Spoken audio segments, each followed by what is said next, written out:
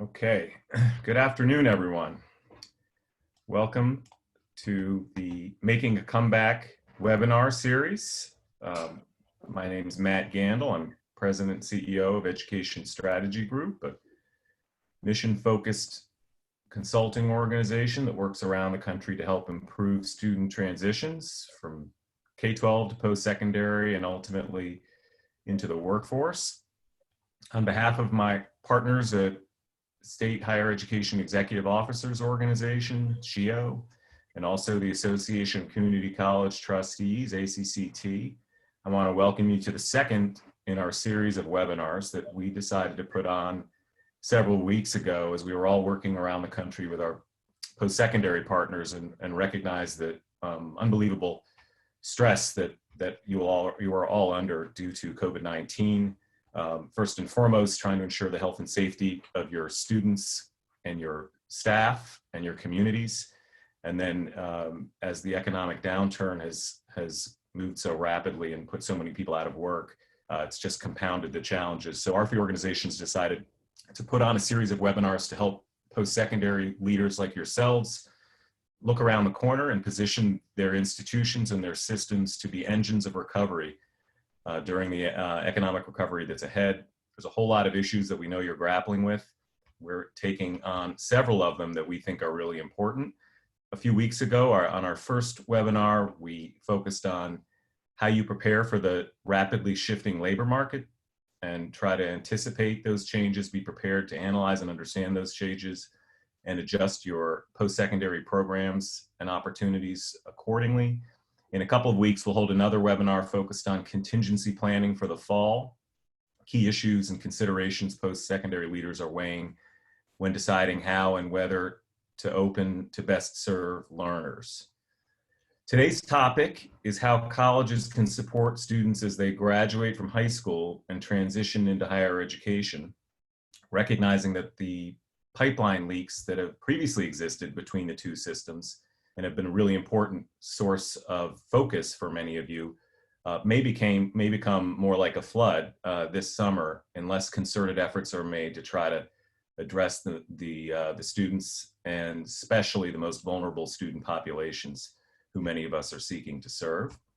I'm very pleased today to have three colleagues joining me on this webinar. They'll be the experts speaking from their positions. First off, Aaron Thompson, who's the Commissioner of the Kentucky Council on Post-Secondary Education, longtime friend and a leader in the state of Kentucky who's been working on many of these issues for a number of years. Secondly, Kress, the President of Northern Virginia Community College, NOVA, the second largest community college, I believe, in the US, and certainly a major player in the DC region in terms of educating both young students and adult learners. And then third, Kim Cook, the Executive Director of the National College Attainment Network, NCAN, which represents college access, success, and support organizations in states and communities across the country. So thanks to all three of you for joining me today. Before we start, a little bit of housekeeping for all that are on this webinar.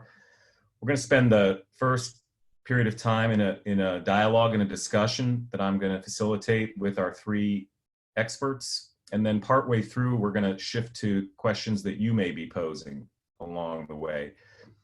Those of you who are familiar with Zoom, the chat feature will be turned off for participants, but the Q&A tab at the bottom of your screen will be the way to pose questions, and we will be curating those questions along the way. And for the second half of this webinar, we'll try to pose some of those questions from and by you and let the panelists respond.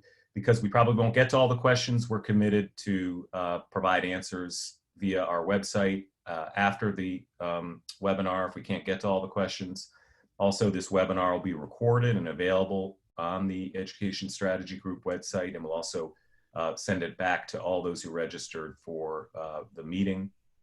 And then last but not least, those of you who are Twitter fans, use at Making a Comeback for the hashtag. If you decide to tweet about this webinar or any of the ideas that come from it, we're really dedicated to trying to keep these ideas in circulation and moving and get the best thinking we can from the community about how you can all turn the corner in what's a very challenging period ahead. So with that, let me just set up this topic about high school to post-secondary transitions really briefly. First, by pointing out that I think, as you all know, the value of a post-secondary credential has been very important, and we think will be increasingly important as we enter into an economic recovery phase. If we look at data from the last recession, it was very clear that those that had post-secondary credentials, whether that be a 4-year or advanced degree, a 2-year degree, or a certificate in certain fields, fared much, much better in the economic recovery than those that only had a high school diploma. And it's particularly important for the most vulnerable populations. We've made a lot of progress over the years on seamless enrollment. I think we're in maybe the mid-60s percentage-wise. I'm sure Kim can correct me, of those who come right out of high school and go into college, and those who seamlessly enroll are most likely to be successful. But we're very concerned, I think all of us, that that number might drop dramatically going into this fall, given the current pandemic and the uncertainty around the safety of returning to campuses in the fall, and also financial considerations that families need to make. There have been some surveys recently, and at least in one that we're noting, nearly half, I'd say about 50% of parents of current high school students say that the COVID crisis is forcing changes in their child's plans for post-secondary education. Among Black and Latinx parents, the proportion who say they're changing their plans is much more significant. 3 in 5 families say this. And when you ask what kind of changes, students are either postponing enrollment, switching to a less expensive school, and or choosing to stay closer to home. College affordability remains a big concern. It has been a concern prior to COVID and is now becoming a more significant concern given the rising unemployment numbers. And we'll get into this today, but research clearly shows that those young people and adults, frankly, that complete a Fafsa in high school are much more likely to enroll and persist in higher education. And there's been significant efforts around the country over the past few years to try to increase Fafsa rates. And again, Kim and her organization at NCAN have been leading a lot of that work. A lot of progress has been made, but unfortunately, right now, according to Kim's organization, the latest data, those numbers are declining for this spring.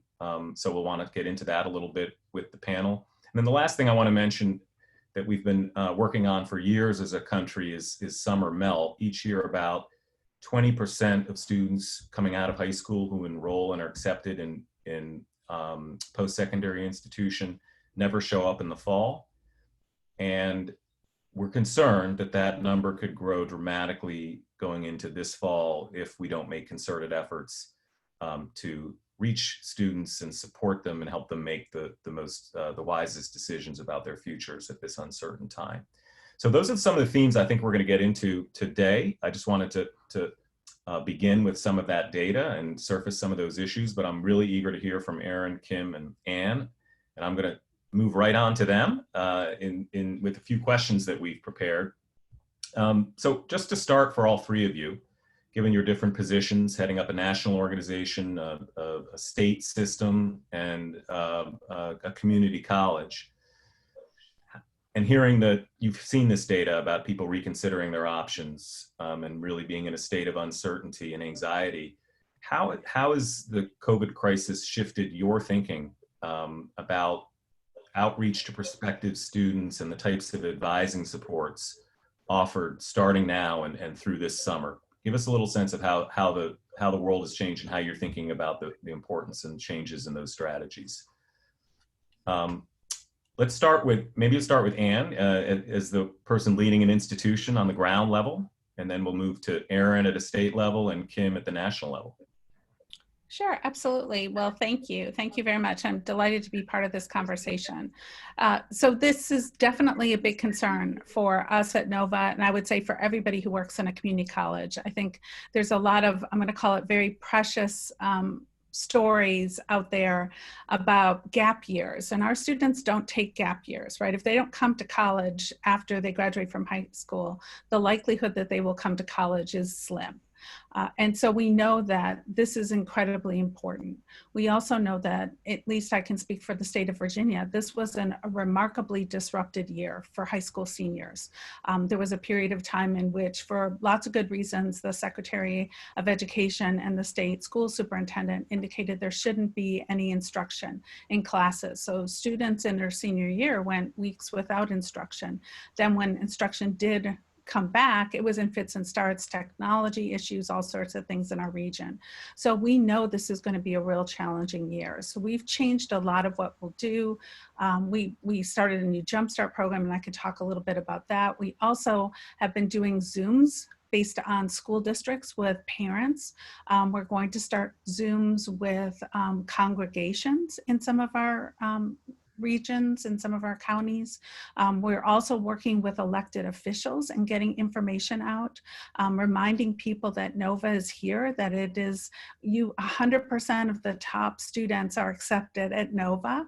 So, they will find a home here. And I'll just really quickly reference Jumpstart. So we're using some of our institutional stimulus dollars from the Federal CARES Act to support students in summer online concurrent enrollment. So these are graduating seniors who have the ability to pick up to 6 college credit hours at no cost to them or to their families. We recognize that this incredible economic upheaval has created financial challenges where none existed before in Northern Virginia. And we think as the community college, we have that ability to reach out to say, don't stop. Keep moving forward. Don't put your future on pause. Think about NOVA, think about college, keep moving forward. Thanks, Ann. Very helpful. And I know your institution partners with and serves 7 or 8 different K-12 school districts. So it's a lot of territory and terrain. We'll want to come back to your Jumpstart kind of program that you mentioned for the summer and dual enrollment, because I think we should unpack that a little bit more and also give people a sense of how you're using your stimulus dollars to support that, because I know there's a lot of interest. Let me turn to Aaron, just big picture wise. Aaron, what do you see right now around the issue of supporting students and advising students coming out of high school? Well, that's a good question, and actually one we should be starting with. I guess I want to give a little preamble and say that one of the issues that we're going to have to all come to grips with, those who have control of the purse strings as well as employers and higher education folk, is to fully understand that a state, Kentucky is a good example, cannot be a vibrant state without a highly educated workforce. It can't even, we can't even think about fully recovering at the level we need to and moving farther than 5th from the bottom in poverty where we're currently at without thinking about that. So this is an important question. We also in Kentucky had about a 51.7% college going rate out of high school. Now this has been falling for the last 5 years, but very problematic. So as we go into the fall, we're getting the same information as everyone else. Fafsa rates are down. Students are saying, well, maybe, if so, where? And we've also had 11 years of budget cuts, which has made the issue of affordability even higher. So there's 4 particular things we recognize to get to this 60% attainment by 2030 that we needed to put and heavily engage in. One is to get the college going rate significantly up. Second would be to seriously look at getting better student success outcomes when they're in college. And third is to get more out-of-state students to come to the state and stay with us. And fourth is to get more adult learners to come back. Well, this college going rate has proved to be fairly problematic. So we have been working really hard all year to get information out to make sure students knew about coming to college. This threw us for a loop. Just so happens that my office is also in charge of the statewide Gear Up program. So we have PSAs out now. We're sending notes, sending letters. We're sending, any way we can get them that information. Plus we have an issue also, about 25% of our population really doesn't have a strong internet system. So we're looking for any innovative way that we can use to get there. I also serve on the Kentucky Board of Education that oversees P-12. So my partners now are that group, as well as KIA, which is our financial aid group, and then our Gear Up folk and other people throughout the state working together to try to triangulate getting this information there, that if it's not the college you want to go to in your dreams, go to college somewhere. Because I fully agree with Ann. The gap year may work for some of us that's listening to this webinar for our kids, but it doesn't work nearly as well for disenfranchised population groups. So what we have to really focus on is just talking about the value of college, talking about the value, and that college isn't necessarily a 4-year degree, but a 2-year degree. It's a certificate. Any way to get you engaged and stay engaged. And I know in a little while we're going to be talking about what we're doing with dual enrollment, dual credit, which I think is an important piece of this conversation. But for us, it's not just information, Matt, that we need to get out. We also have to give meaning to that. And that's what when we talk to students, as I did this past year around the state, you know, they don't fully understand the meaning or the value of college. So it's not just letting them know how they can go, it's letting them know that they should go. And it's imperative to their lives and the lives of their children down the road that they go. And so part of our conversation, what I'd recommend to anyone in this audience is just don't talk about how to go, but talk about why to go.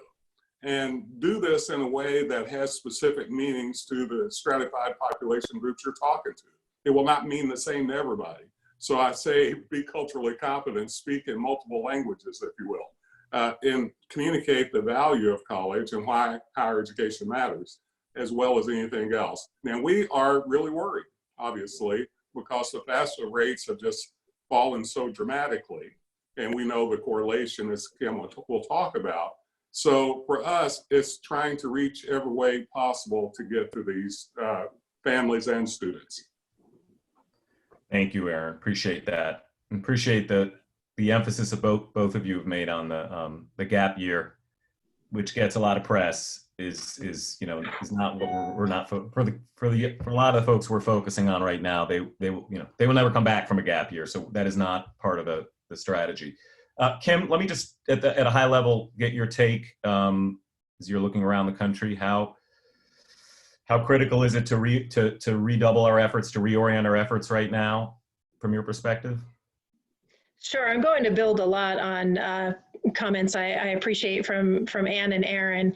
The perspective I'll share here that might be unique is a reminder of how much this situation exacerbated existing inequities.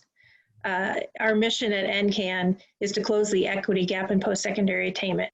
We and our members who are community-based organizations, school districts, and higher ed institutions around the country look at these issues every year about affordability. Only 25% of public institutions are affordable to Pell Grant students. That's research we do every year.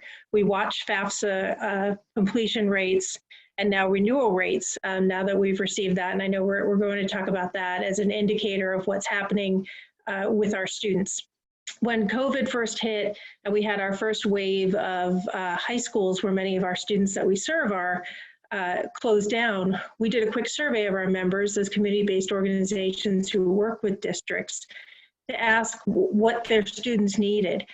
And in many ways, it was stunning that we weren't even at the level of talking about we need virtual advising and we need pathway programs and we need dual enrollment programs. This was so Maslow hierarchy of needs. We were talking about housing. We were talking about access to technology, to devices, and to Wi-Fi, because you can build all the virtual advising in the world, but if students don't have technology, data plans, devices to access that virtual advising, we're not going to turn the tide. So there are many inequities that were always in the system that have been exacerbated. So we've been doing a lot of our work to try to address those and be creative around that. But to answer the other question, the messaging we have is kind of now more than ever. Keep yourself in the game. Keep taking the steps you need to keep your options open. Let's talk about what those options are and how they might have shifted, perhaps temporarily. And that's okay. You can still complete. There are ways to do it, and we're here to support that. And keep yourself in the game, because ultimately we know I'm drawing a lot from the 2008, 2010 recession years and what we learned from there, which probably pale in comparison to what we're about to live. But most jobs that came in the recovery required post-secondary education. So kind of trying to keep a long-term option, which is often hard to do in a crisis, but strong messaging to stay in the game. Thank you, Kim. Very important messaging. To Aaron's point, making sure you're communicating it the right ways to the right people. Let me circle back to a couple specific moves that you're making, and then kind of levers that are being pulled to try to keep young people in the game and help them accelerate or at least maintain momentum. Let's go back to the issue of dual enrollment that Ann put on the table, because we know that those who do take advanced coursework and earn early post-secondary credit while in high school have a much better chance of matriculating and succeeding in college. So Ann, you have a very creative approach in this time of crisis to try to kind of double, triple down on that. Can you just expand on what you're doing a little bit more with your summer sort of free dual enrollment and how it's working so far, or what response you're getting? Sure, absolutely. So Nova's a big place, right? We have more than 70,000 students. So when we got our institutional stimulus dollars, we got, compared to many institutions, a lot of money. We received more than $20 million. But I'll be honest, in the size of Nova's budget, $20 million is not a significant amount of money to just say, we're going to use this to backfill our own expenses, that $10 million of it. $10 million is going out to students in emergency aid. We are distributing it now. We can talk through that if anyone wants to. But the other $10 million, we thought, well, what are we actually authorized to use this for? And how can we do the greatest good with this? These are stimulus dollars. We kept coming back to that as a value, right? It isn't just to plug an institutional hole. It's to say, how do we help grow something going forward, knowing everything that's around us? Nova, because again, we're big, we have more than 12,000 students who are in dual enrollment courses with us across all of those districts. Folks think about Northern Virginia as an affluent area, and for some of our service district, they're correct, but we also have high schools where 2/3 of the students receive free and reduced lunch. So we knew that this was going to be incredibly disruptive, and there we could, with a provision of the stimulus dollars, because of the change in the delivery mode of concurrent enrollment, we could actually provide scholarships to students to make the best use of their summer. So we worked to define a set of courses. 5 of them are part of what in Virginia is called the passport, the transfer passport. So they will transfer not just to Nova, but to other institutions. One of them is a cloud computing course that we're offering in conjunction with Amazon Web Services. And we put it out to the community, and the response was unbelievable. We thought it would be great if we could fill 1,000 seats, and then we filled 1,000 seats. And then we thought it would be great if we could fill 2,000, and then we realized, okay, at a certain point we have to stop filling seats. And so we actually will have 3,500 students who will go through 2 free college courses this summer, funded in part by our institutional stimulus dollars. They will be prepared to transfer those courses to Nova or beyond. We're also working very closely with those students around making sure they've completed the Fafsa, making sure that they have completed college applications, helping them understand financial aid, helping them understand career pathways. So it's a great opportunity over 6 weeks in the summer for students to pick up 2 college courses, get a lot of understanding about how college works, and again, not lose that momentum. That was incredibly important to us. Wow, very impressive numbers, and love the creative use of the federal stimulus dollars. I know there are a lot of people around the country trying to figure out how to use those resources and how to push some innovation, so really appreciate that. Aaron, in Kentucky, so let's build on the dual credit early post-secondary opportunities strategies. I know it's something you've been trying to drive statewide in Kentucky. Any thoughts on how to accelerate that work now, and how to ensure, as Ann said, transferability of those credits across institutions? Absolutely. Let me tell you a few things we've done in Kentucky around this that I feel very good about. One is, several years ago, we got a law passed whereby every student in high school, junior and senior, can take, 3 courses, 3 3-hour courses free. And if you're working in a technical area, even more than that. And then our campuses are doing things exactly like what Ann is saying this summer, offering basically free dual credit. And they started doing it even a couple of years ago, even in addition to that. Now, we want to be very intentional. So I like providing solutions along with some of the problems that we hear. We think sometimes dual credit or dual enrollment by itself is great and it's a panacea to fix a lot of things. Well, it has to be intentional. It has to be very purposeful. What we found out, and we just did a fairly decent longitudinal research on folk in the last 5 years that's gone through a dual credit program in the state. And we found out some interesting data. For an example, that you're like 2.1% percentage points more likely to be successful through the second year of college, as an example, versus all the other population groups. We also found out it had a huge effect on our underrepresented populations and low income. They had a 9 percentage point greater chance of actually getting in and going through college. So we know it matters. So how do we use these courses intentionally? Found out last year when I looked at some courses that our young folk have taken, many had courses that really didn't count for anything. So when we think about transitions, we have to make sure that we're building a pipeline and a pathway for them. So this past year, we've designed pathways with our dual credit programs at all of our institutions, especially our 2-year institutions. And currently, we're in the process of finishing out like 3,000 dual credit students in their clinical programming to make sure that they get what they need to really be able to be employed early. So dual credit truly to me is a way of thinking about, not just for this fall, but in the future, getting more people to go. But I tell people it's not just an access. I mean, it is a success strategy. So how do we use that more? Many of our campuses, by the way, I should say that we also have a reduced rate for those beyond those 9 hours. They will pay 2/5 or 3/5 of the community college credit hour if they want even more than that. So the idea that it's an affordability issue, true enough, it is a way of thinking about transitioning into post-secondary, but now we know it's also a success strategy.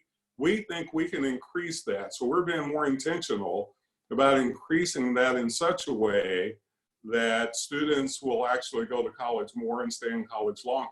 So once again, dual credit by itself, I argue without some boundaries, may not be exactly what we want it to be, but with that. So in Kentucky, that's the way we're designing it. We're building pathways now, and we're out talking about that even as we're speaking for these students, especially those students that may be disenfranchised because of issues with Fafsa and so on. So yes. Yeah, no, that's helped. The intentionality makes a lot of sense. So appreciate that, and which courses and what do they transfer for and count for, especially when we think about pathways and the economic shifts. Got to make sure they're on pathways that are going to be viable when they get that post-secondary credential. Let me shift to Kim and maybe focus us a bit on Fafsa and advising strategies. Kim, given what you said and that we're sort of the numbers are going down, what are you seeing around the country in terms of effective strategies for trying to reach young people now and around Fafsa completion, but also more broadly on just advising them to, as you say, stay in the game? Anything you see that's working? Any examples you want to point to in this difficult time? Sure. Well, to quickly.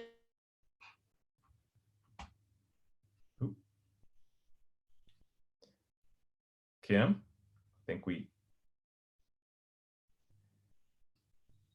all right. I think we've got a technical issue, Kim. We can't hear you right now. So let me go on and let me push back to Fafsa with Fafsa and advising with Ann, maybe at the local level, if you don't mind. Absolutely. So, I will say when we first started looking at the Fafsa data would have been probably the middle of April. And at that point, fewer than 50% of Virginia's graduating high school seniors had completed the Fafsa. So, that was really striking. And it told us we needed to do more at Nova. Nova had never really pushed out intentional FAFSA workshops around, let's say, an event. So we actually convened for the first time ever what we called FAFSA Week. We pushed it out to our college community first, and then also included it as information on Zooms that I was doing with parents of graduating high school seniors. In that 1 week, we actually served, I think, more than 900 individuals going through the workshops, going through understanding what different types of aid were, and understanding the FAFSA period. One of our big concerns was, the federal government, for understandable reasons, pushed the income tax deadline out a bit. But that sometimes is what triggers people to think about the FAFSA, especially our students. And so that trigger was gone. The other big concern, I'll say, that we have towards fall, and so we've done some workshops and we'll do more on this, is financial aid appeals. We know that financial aid does a look back at income, and that income may not be representative at all of what folks are earning today, right? It was what they were earning in 1920, 1819, but it is not what they're earning at the end of 20 and going into 21. So we are also working with some programs and with our own internal processes to help students appeal their financial aid. It is a difficult process for students who are first generation, don't understand it. They don't recognize always that they can't just walk up to the financial aid office and say, I think I need more money. My parents are unemployed. I'm unemployed.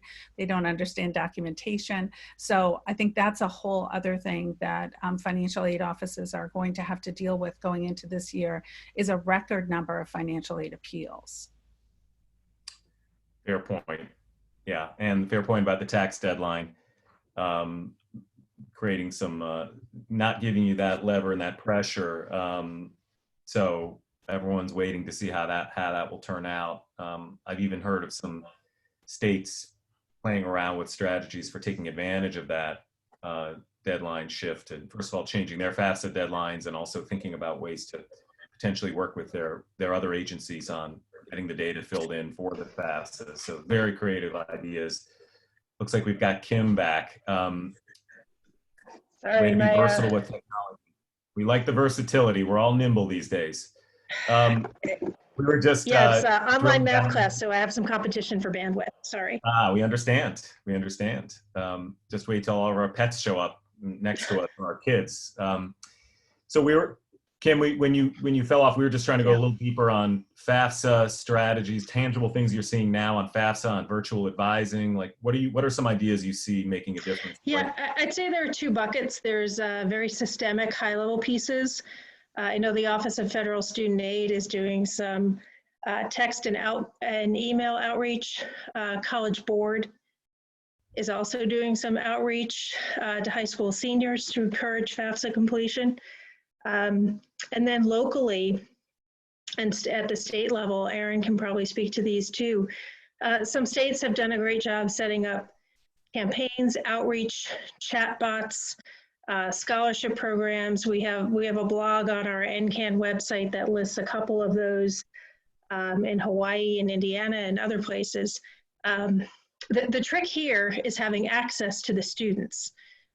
Some school districts are in better position to have perhaps text, cell numbers, and permission to contact students by text when we were taken away. But the real challenge is how many students have been removed from either the supports and the nagging, quite frankly, of being around students and saying, have you done your FAFSA yet, or come on by and we'll do that.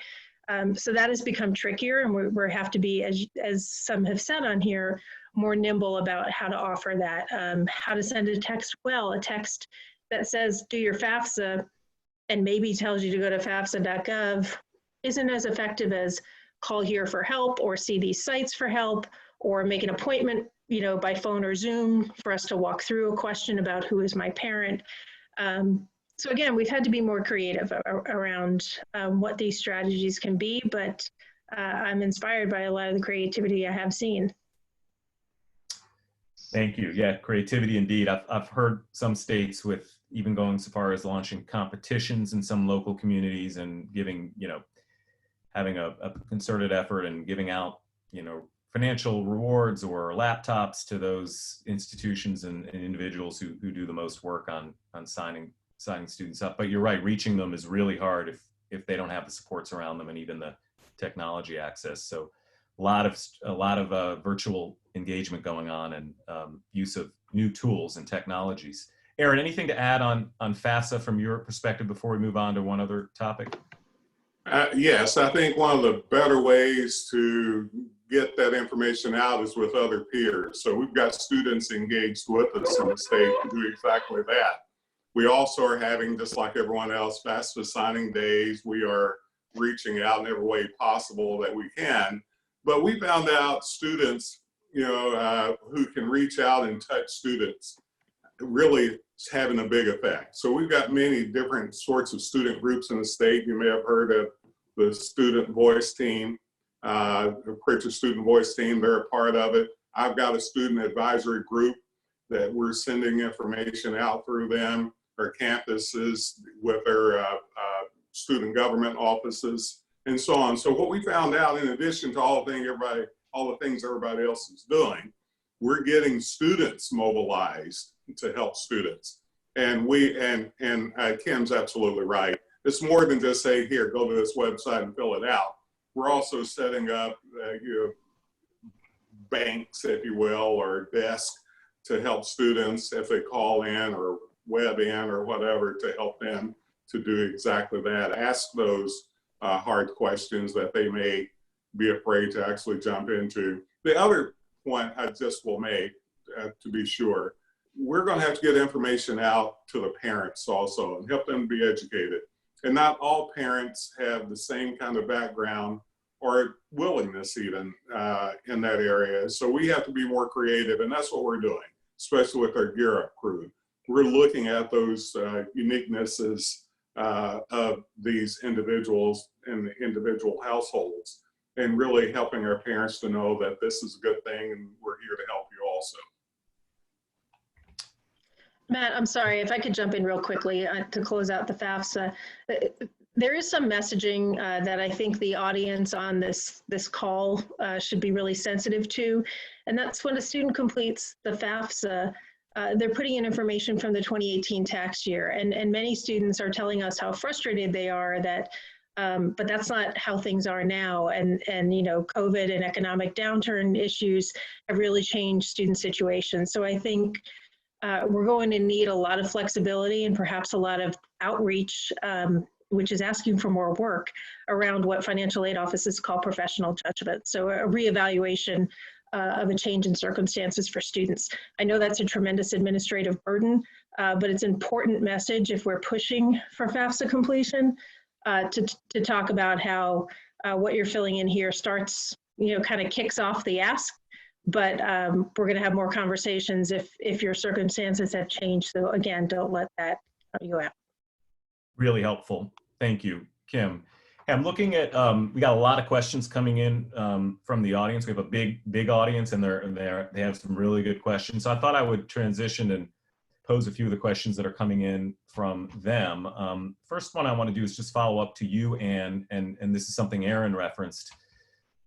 There's some interest in the kinds of courses, dual enrollment courses you're actually offering this summer, and how you decided which ones and made sure they're relevant to Aaron's point about pathways. You mentioned cloud computing, but were there a handful of others you want to highlight? And again, how did you decide which ones were worthy of offering this summer? Sure, absolutely. Great question. So we really looked at, again, intentionality. So we knew that students would want courses, for the most part, that would transfer. And they would transfer for what we think of as the typical general education requirements. So we have, for example, the freshman English class is one of them, and art history class is one because it's a good humanities. We have a whole what's called the Virginia Passport. It's a set of general education electives that really transfer from institution to institution. So we wanted to make sure that those courses mapped onto that, so that students, to Aaron's point, wouldn't just be spinning their wheels earning college credits that are going to transfer as electives, because that's not really going to help them. We also wanted to offer a CTE course, and so we have a good relationship with Amazon Web Services. And going into, just a data point, going into the pandemic, there were more than 68,000 cloud computing positions in the state of Virginia that had been open longer than 4 months. So we knew that if folks were looking for a career pathway, we knew what it was. So we reached out to Amazon to see if they could help us with curriculum and also maybe even with some mentoring of students, and they said yes. So what we've seen is that the majority of enrollments are in the general education courses that would transfer, and then there's strong enrollment as well in cloud computing. But interestingly, and again, I think this shows that students are thinking, they would ask, is that a course that will transfer cloud computing? And we would say, no, it's a CTE pathway course. And they would say, okay, well then I don't want to take that. Instead, I'll take the quantitative reasoning course, which is a math class that students who are in non-STEM disciplines could use towards their degree. Fascinating. Good that the students know to ask that question. That's progress, right? Another question coming in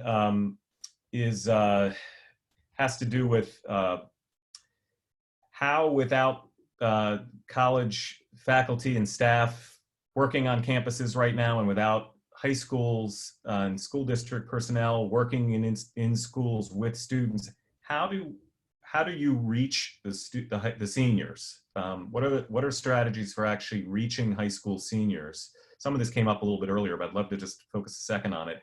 When you don't have the staffs at each of the institutions in a community actually there with the students, or on site, anything you're seeing that's really working in terms of how you reach them and get this information to them so they can make good decisions and they feel supported? Yeah, I'll jump in that, we're often frustrated that there is no magical database of all the high school students in the country, right? That does not exist, and that's important to recognize.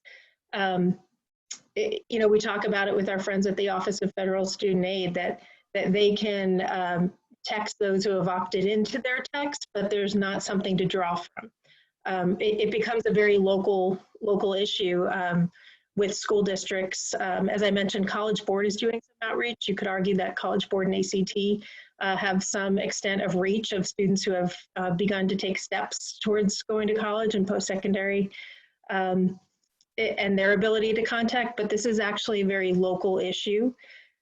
For those on the call, you probably you clearly have your prospect list, you have your applicant lists. Those are probably going to lean on those more than ever.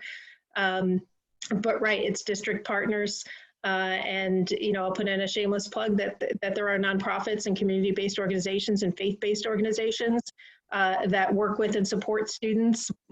Boys and Girls Clubs, WISE. They're not all only about NCAN, but again, I'm going to echo the get creative. We're going to have to work with other community organizations, faith-based congregations, et cetera, to go where students and families are now. Thanks, Kim. And Aaron? I'll jump. Oh, go ahead. Aaron. Oh, I was going to say, we still, because of the dual enrollment relationships, we have very strong relationships with the school districts. So they really pushed out information about Jumpstart, for example. We also use them to push out information about Fafsa and about this, the parent Zoom meetings. We also relied on the business community. So the economic development agencies all touted the Jumpstart program for summer. They have incredible reach with businesses. Those businesses are owned by parents. Parents work in those businesses. So I think we really used a lot of grassroots information. We reached out to faith-based communities in some of our neighborhoods to get that information out. And then oddly enough, not oddly, but I was in a conversation with Senator Mark Warner, who has long been passionate about dual enrollment, and he had his liaison push it out in a constituent letter to all of his constituents. So, I do think we have to be more creative and use those grassroots. Thank you. Very helpful. Aaron, Yes, you I want to think jump in on there's, this? you know, I just want to say one quick thing. I would agree with everything that these folks are saying, but I would say that you really need to seriously prioritize. What we know is that even when school was back in session, everything was going, we still weren't reaching the entire populations we needed to reach. So my kids are going to fill out the FAFSA, whether you're in school or not, right? But there's so many kids that weren't getting that when they were in schools. So what we're doing is really focusing on those population groups. In fact, we hadn't reached really well in the past. So like our Gear Up team, I've got a letter going out today, as a matter of fact, it probably went out.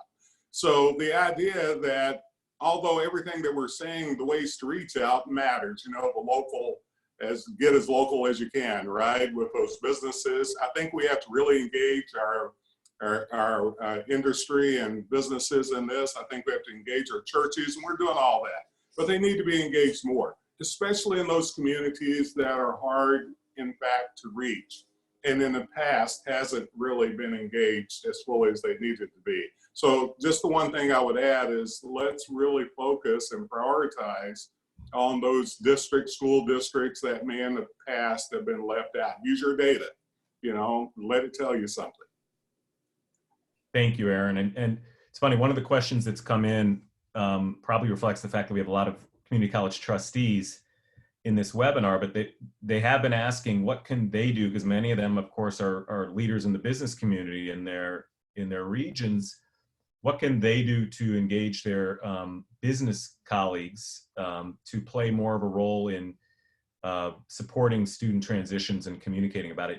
Each of you mentioned a little bit how they can help push the message out around these things. Is there anything else you'd want to raise about the role of local business beyond just communicators and pushing the message out? Anything that comes to mind that's really important?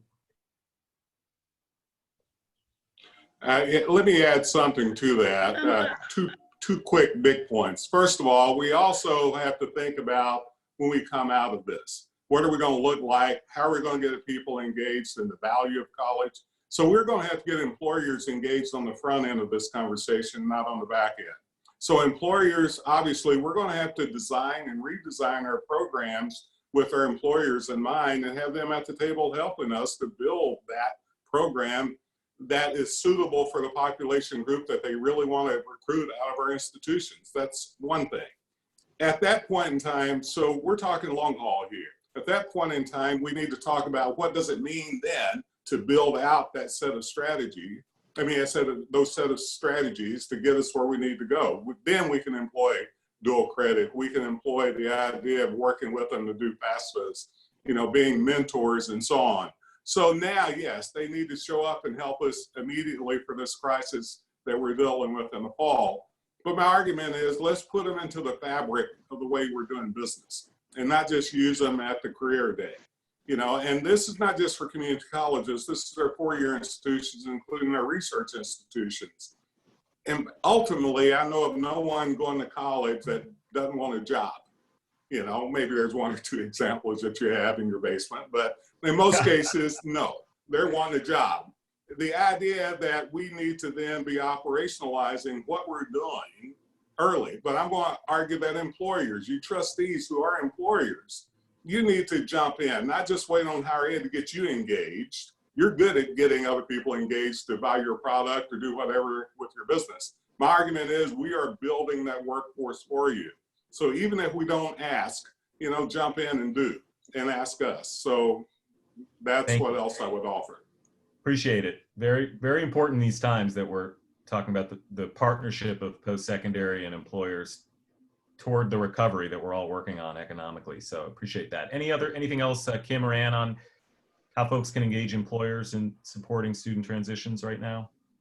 I'll just jump in real quickly that there are important big conversations that Aaron is flagging about workforce and training and the economy. There are also everyday conversations that can be supported. So if an employer employs people with families and students and an interest in education for themselves, so having a brown bag lunch about making a college decision, or, helping, whether that's by Zoom or in times when we can be together, bringing in a financial aid officer to talk with parents or prospective adult students about how to do that.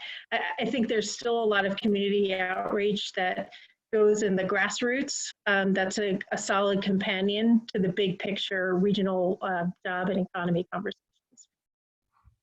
And I would just take it in a slightly different direction.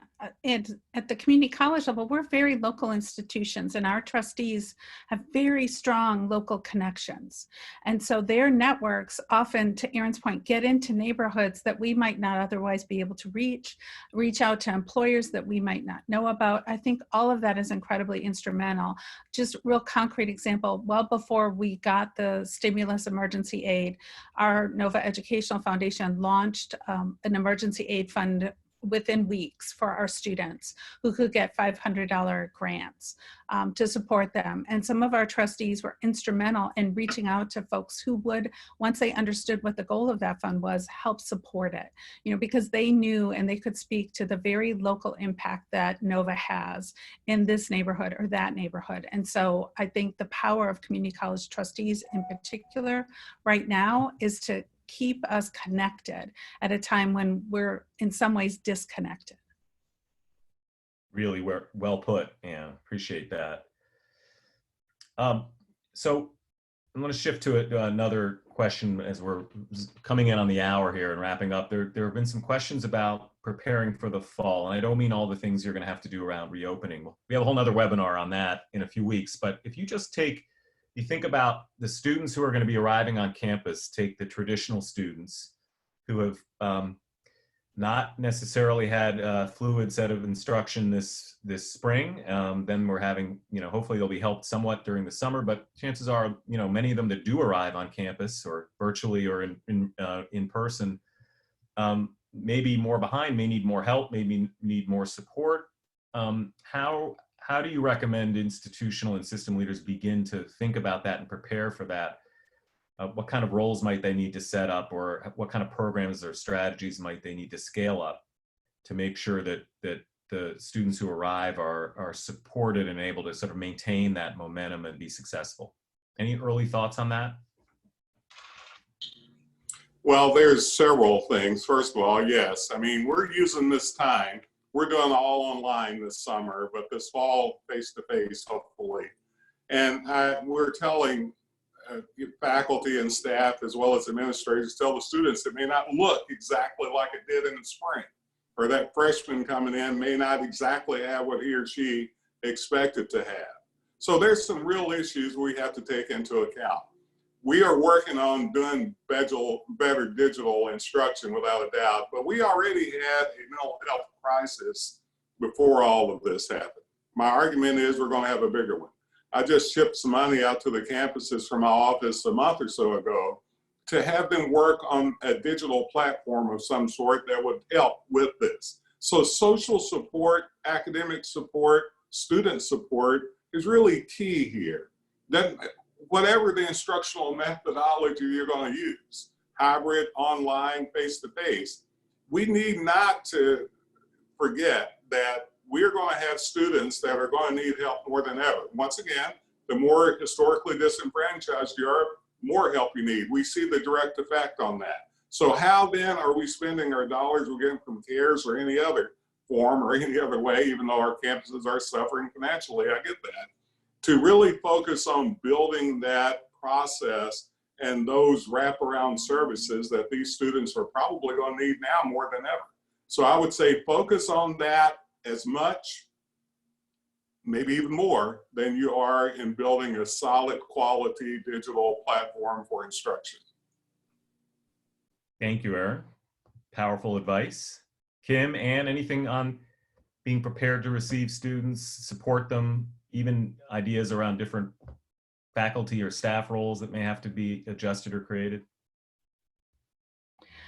Well, I'll just mention when we went remote, we realized because we're such a big place, we needed a core team that was going to constantly sort of be reaching out to our students. So we actually recruited internally and developed what we called remote student support specialists, RS3s. It was a position that hadn't existed before the end of March at Nova. And so we're really going to keep that core going forward because we know we need a group that's going to be reaching out to our students on a regular basis, taking their pulse. We're also looking at how we can run spot check surveys because again, we're large, so it's hard to track down every individual student. But when faculty say this student is gone missing, we need somebody who reaches out to them, and we found that was incredibly effective during the remote learning. So we're going to continue that into fall because we know that the students who come to us, it wasn't a typical spring, it's not a typical summer, it's not going to be a typical fall, and we can't start fall regardless of whether we're remote or on site and pretend anything differently. Thank you very, very much. I'll just quickly weigh in that Aaron and Ann are clearly saints in this field who are thinking as our students need them to.